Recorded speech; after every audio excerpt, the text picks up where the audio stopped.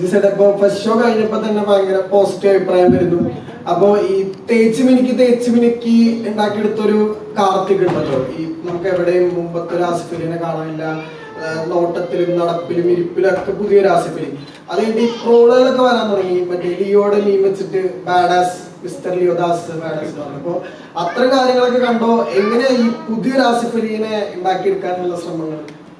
അതായത് ആസിഫിന്റെ ആസിഫിനെ സമീപിക്കുമ്പോൾ ആസിഫ് അല്ല ഇപ്പോ ഈ ഗ്രാജുവലി ഉള്ള പ്രോഗ്രസ് ആസിഫിന്റെ ആസ് എൻ ആർട്ടിസ്റ്റ് ഇവോൾവ് ചെയ്ത് വന്നിരിക്കുന്നത് ഏറ്റവും അടുത്ത് നിന്ന് കാണാൻ സാധിച്ചിട്ടുള്ള ഒരാളാണ് ഞാൻ. അപ്പം ആസിഫിന് എപ്പോഴും നമുക്കറിയാം ഒരു ബോയ് നെക്സ്റ്റ് ഡോർ ഇമേജ് ഒത്തിരി നാൾ നമുക്ക് കണ്ണടച്ച് ആസിഫ് അലി എന്ന് ആലോചിക്കുമ്പോൾ സോൾട്ട് ആൻഡ് പെപ്പറിലെ ട്രെയിനിൽ ഇരുന്നിട്ടുള്ള ആ സീനാണ് ആദ്യം മനസ്സിൽ വരുന്നത്. അപ്പൊ അതിൽ നിന്ന് എനിക്ക് ഭയങ്കര സന്തോഷമുള്ള കാര്യം ഈ കാർത്തിക് എന്ന് പറഞ്ഞാൽ വളരെ ടഫായിട്ടുള്ള, പ്രത്യേകിച്ച് ബിജുചേട്ടന്റെ ഒപ്പം ഇടിച്ചിടിച്ച് ഒപ്പത്തിനൊപ്പം ആരാണ് മുകളിൽ ആരാണ് താഴെ ഈക്വലി ഇമ്പോർട്ടന്റ് ആയിട്ടുള്ള ക്യാരക്ടറാണ്. ആ ക്യാരക്ടർ ചെയ്യുമ്പോൾ എത്ര മെച്ചുവേർഡ് ആയിട്ടാണ് ആസിഫ് ചെയ്തിരിക്കുന്നത്. അപ്പൊ ഇന്ന് രാവിലെ എന്നെ മധുബാലേട്ടൻ വിളിച്ചിരുന്നു, ഡയറക്ടർ മധുബാല. അപ്പൊ അദ്ദേഹം ഒരുപാട് നേരം സംസാരിച്ചത് ഈ വിഷയത്തെ കുറിച്ച് മാത്രമാണ്, ആസിഫിന് വന്ന മാറ്റത്തെ കുറിച്ചാണ്. അപ്പൊ ഞാൻ മധുബാലേട്ടനോട് പറഞ്ഞു, ചേട്ടാ ആ മാറ്റം തുടങ്ങുന്നത് എനിക്ക് തോന്നുന്നത് ചേട്ടന്റെ ഒഴിമുറി എന്നൊക്കെ പറയുന്നത് അല്ലെ ആസിഫ്, ആ സിനിമയിലാണ് ആ ഒരു ബോയ് എന്നുള്ള സമൂഹത്തിൽ നിന്ന് മാറിയിട്ടൊരു മെച്ചുവേർഡ് കൈൻഡ് ഓഫ് മാറ്റത്തിലേക്ക് വരുന്നത്. അപ്പോൾ എനിക്കത് ഭയങ്കര സന്തോഷമാണ്. എന്താണോ ഞാൻ കാർത്തിക് എന്ന് പറഞ്ഞ ക്യാരക്ടറിന് വേണ്ടി എഴുതിയത് അല്ലെങ്കിൽ ആലോചിച്ചത്, അത് 150% ഭംഗിയായിട്ടാണ് ആസിഫ് ചെയ്തിരിക്കുന്നത്. ഇനിയും മിനുക്കൽ പരിപാടികളുണ്ടോ? ഏത് ഈ സിനിമ? തീർച്ചയായിട്ടും ഇനിയിപ്പോ അങ്ങനെയല്ലേ, ഏറ്റവും പുതിയത് കൊടുക്കുക എന്നുള്ളത് മാത്രമല്ല, പുതിയത് എന്താ പറയാ യുണീക്ക് അല്ലാത്ത ഒന്നും ഇനിയുള്ള ഓഡിയൻ അംഗീകരിക്കില്ലെന്നാണ് ഞാൻ മനസ്സിലാക്കുന്നത്. സോ വെറുതെ ഒരു സിനിമ ചെയ്യുന്നതിന് ഇനി സ്കോപ്പില്ല.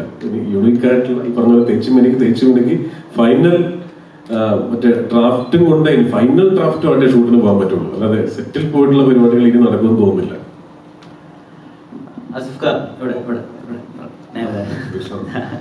ഇപ്പൊ ഈ കാർത്തിക് ഇതുവരെ ചെയ്യാത്ത കുറെ മാനറിസം, ആസിഫ് അലി ഇതുവരെ ചെയ്യാത്ത കുറെ മാനറിസങ്ങൾ കാർത്തിക് ചെയ്യുന്നുണ്ട്. ഇപ്പൊ ചിന്തിക്കുമ്പോ താടി ചൊറിയുന്നതായാലും അല്ലെങ്കിൽ ചില വളരെ കാഷ്വൽ ആയിട്ട് ആളുകളിൽ നിന്ന് ട്രൂത്ത് എടുക്കുന്നതായാലും അയാൾ വളരെ സാധാരണയായി ചോദിക്കുന്ന കാര്യത്തില പല പ്രധാനപ്പെട്ട ട്രൂത്തുകളും പുറത്തേക്ക് വരുന്നത്.